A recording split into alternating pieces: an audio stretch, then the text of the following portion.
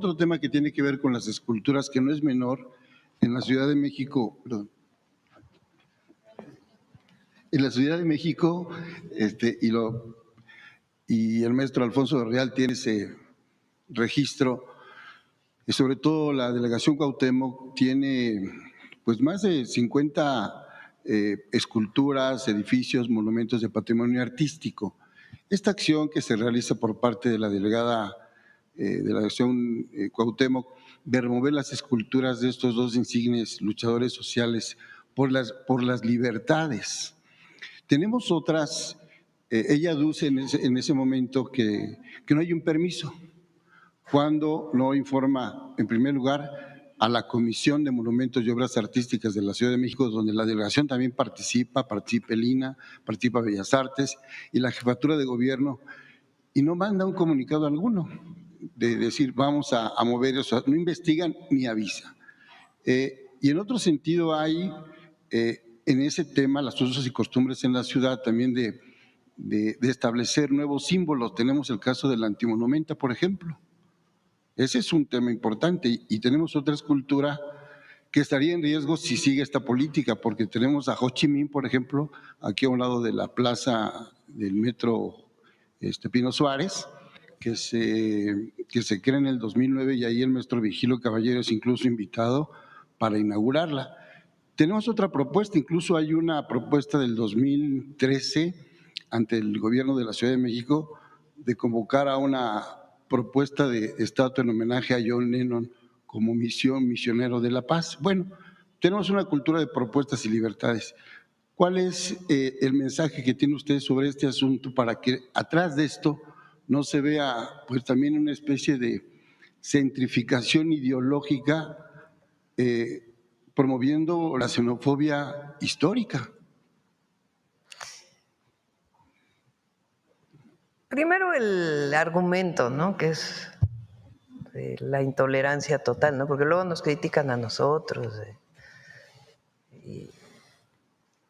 Pero yo creo que lo más grave fue que es ilegal la manera en que removió este monumento. No se puede remover un monumento en la Ciudad de México si no pasa por un comité. Ese comité pues está principalmente en las instituciones de cultura, es decir, el Instituto Nacional de Antropología e Historia, el Instituto Nacional de Bellas Artes y Literatura, la propia Secretaría de Cultura del Gobierno de la Ciudad de México y también pues lo que entonces se llamaba la Secretaría de Desarrollo Urbano y Vivienda, que hoy creo que lleva otro nombre, ¿no? De planeación, creo que lleva el nombre, donde está Alejandro Encinas. Entonces, no se puede quitar una estatua, un monumento, así nada más porque sí, porque se le ocurrió a alguien. Tiene que pasar por un comité y en este caso no pasó por el comité. Y el argumento, primero es de una intolerancia tremenda y segundo, pues también muy hipócrita, ¿no? Porque ya después se vio que ella estuvo también en Cuba de vacaciones, o sea, si hubiera estado tan en contra, pues no se hubiera ido ahí de vacaciones.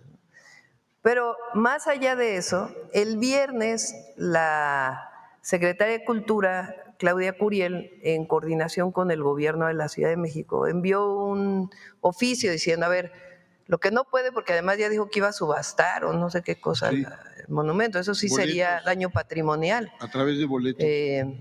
Entonces, lo que se pidió ya en coordinación con el gobierno de la ciudad, con la jefa de gobierno, con Clara Brugada y su Secretaría de Cultura, pues es que entregue el monumento y que se reubique en otro lugar para que pues ya resolver de esa manera. Lo cierto es que se retiró pues de una manera ilegal. Presidenta, digo nada más para cerrar este ciclo y con esto concluyo, en este tipo de manifestaciones culturales que son amplias, históricas, que nos llevan a relaciones internacionales, digo, aquí ya tenemos muchísimas esculturas, por ejemplo, de Gandhi, ¿no? Y tenemos a grandes escritores, músicos, en toda la ciudad. Tiene que haber argumentos, porque sí, yo puse de ejemplo lo que nosotros hicimos. Cuando fui jefa de gobierno, nosotros movimos la estatua de Colón con un argumento, que es que no lo pidieron los pueblos originarios, porque Colón, pues en realidad el hacer una oda a Colón en ese lugar en donde estaba, lo consideraban los pueblos originarios como una afrenta. Entonces, ¿pero qué fue lo que se hizo? Se pasó por el comité, se dieron los argumentos y entonces se tomó la decisión de reubicar esa estatua. Ahí iba a estar la joven de Amajac, pero llegaron los colectivos de mujeres Sí. y pusieron la glorieta de la mujer en lucha, se llama, ¿no? Sí, Y se sí, quedó ahí ese monumento y la joven de Amajac se puso a un lado. Pero fíjense, es incluso pues un movimiento social. Hay muchos antimonumentos que se llaman en la Ciudad de México, que no son oficiales, sino que son colectivos que ponen ahí sus monumentos. En este caso, más allá de cualquier tema donde ella pudiera no estar de acuerdo, tendría que haber pasado por un comité. No puedes tú llegar y retirar un monumento, que además pues nosotros estamos de acuerdo con que estuviera ese monumento ahí.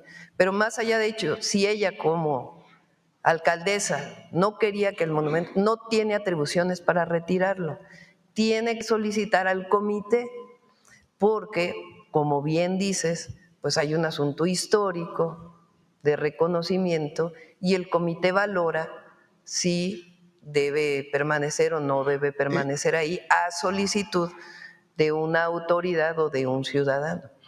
¿El comité tendría facultades para convocar una consulta y que se cerrara de una vez? Tiene facultades y ahí también está legislada la consulta en la Ciudad de México, también. Es todo por mi parte. Sí. Gracias, presidente. Bueno, ya.